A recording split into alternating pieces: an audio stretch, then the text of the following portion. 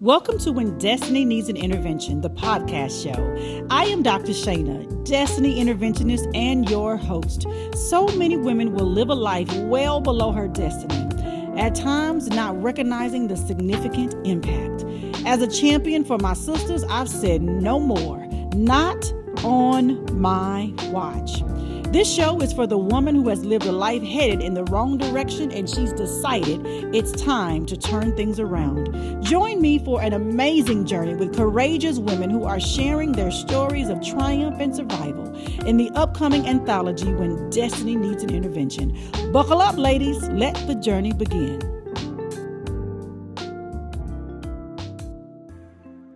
Welcome to When Destiny Needs an Intervention. Make this life your best life. I am Dr. Shayna D. Lewis, your host, and with me today is Rochelle Jacobs, one of the contributing authors to this best-selling book. Hello, Rochelle. Hello, beloved Dr. Shayna. Yes. First, let me say congratulations on being a part of this absolute amazing project. Super excited for you. Yes. And then let me just jump in. Now we're gonna spill just a wee bit of tea. We're not gonna spill itty bit of tea, just a little bit. But I want to ask you this question first. So, when Destiny Needs an Intervention, that is the title of this project. What does that mean to you? When Destiny Needs an Intervention brings to my mind immediately my life needing an intervention or an alignment, if you will.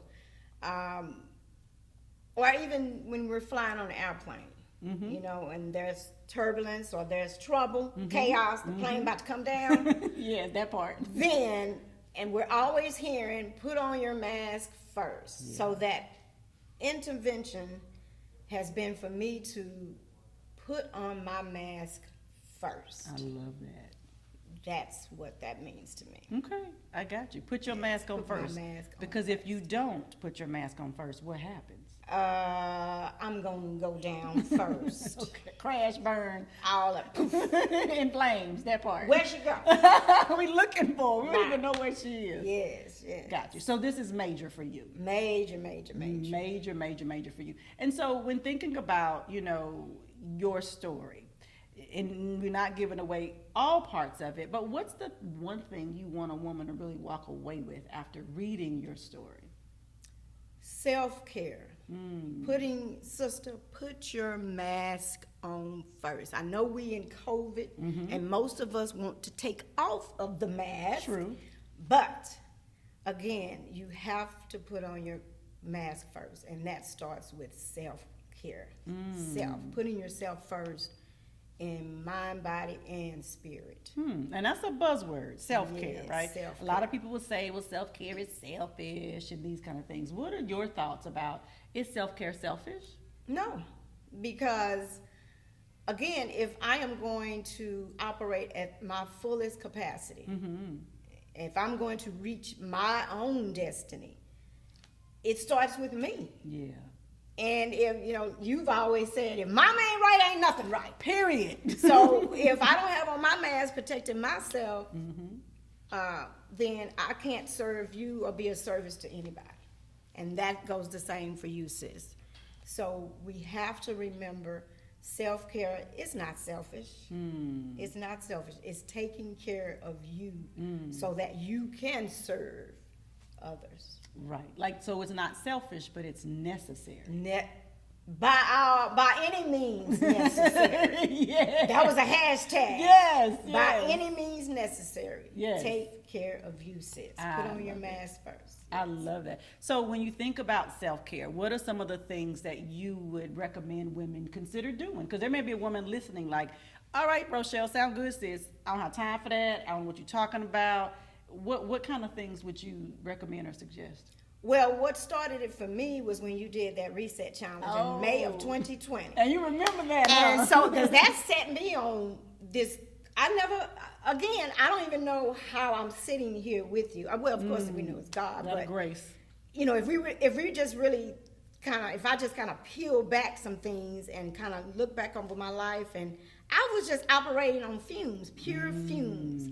So I don't even know how I made it to the pandemic. So I'm just grateful for the pandemic.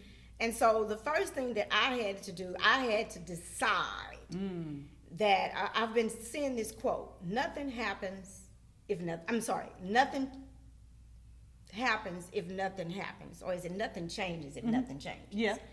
And so the first thing I had to do outside of putting on my mask is, when I think about the self-care, I had to take stock where I was in my health. Yeah.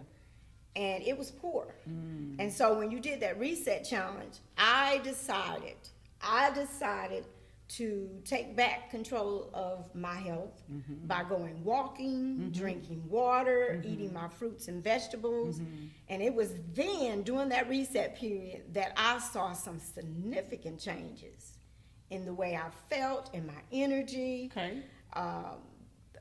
my body, everything. I in my mind, changing my mindset. Oh, that was a real big one. Changing my mindset. Game changer. Game, like you said, game changer. Because it starts here. It does. And then everything else flows.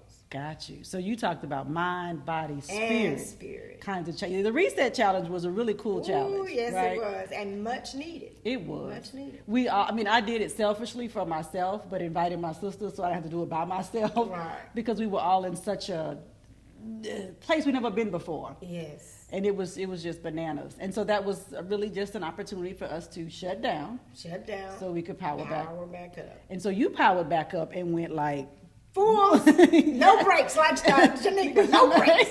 Yeah, Because no. I just graduated with my bachelor's of science this past May. Congratulations. It was a year from the reset. I mean, It look at was. that. So Look at that. it really gave me what I needed. Okay. You know, that powering down and resetting my body, spirit really gave me what I needed to finish strong. Was very, very, very important.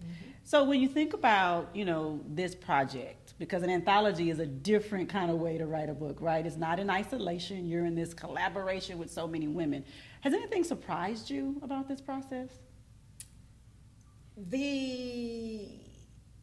me, it's been me actually doing this, doing it. There's a book that I've been reading by Joyce Myers, "Doing It Afraid," and so getting off of the sideline, because I've always been. I'm an energetic person. I like to cheer people on from the sidelines, but actually getting in the game of this, of writing this book, and actually doing it. While having all of these thoughts of fear and anxiety and just the what ifs and the vulnerability and all of that, me showing up for me has surprised even me. That's big. So that's what's been surprising through this process. Because you are a cheerleader for everybody else. But not myself. But not just. So now you flip positions, right? So while you on the side. Go, Rochelle, go! Go, Rochelle, go! Yes. And that's a t-shirt too. Yes. It says, "Go, Rochelle, go." Go, row. Yeah, Go, row. that's right. Yes. I love that. So what does that feel like, though, to literally show up for you when you were showing up for everyone else all this time? It's still scary. Yeah. Like I've been telling you this week, I've been feeling like a fish out of water. I'm a PE teacher, so I'm having fun with the kids, But really, the makeup, the outfits, just really doing things for myself. It's uncomfortable. Okay. But I know through that place of being uncomfortable, I'm seeing my growth. Yes, ma'am. And I'm loving it. Loving it. It's a process. It that is. 1%. Yes. That we've been talking about with Kay and that book, Atomic Habits. I'm seeing those 1%, those little small changes That add up. Like I said, small investments reap big dividends. Ooh, that's another shirt. Yeah. That's a hashtag.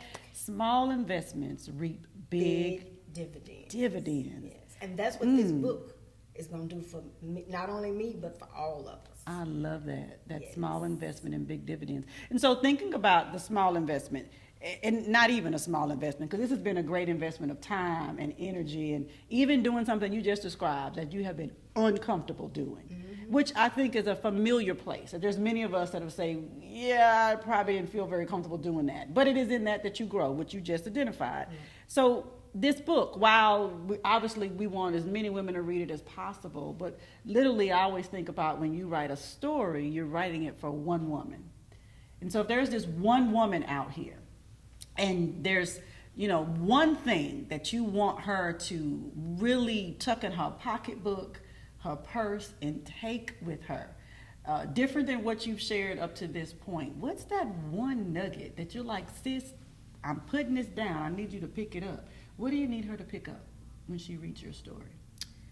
Beloved, you are worth it. You are worth it. God made us. He created us in his image. And so, I've had to kind of channel that myself. Didn't think I really was kind of worth all of this effort. But you are. And in that, you have to show up for you.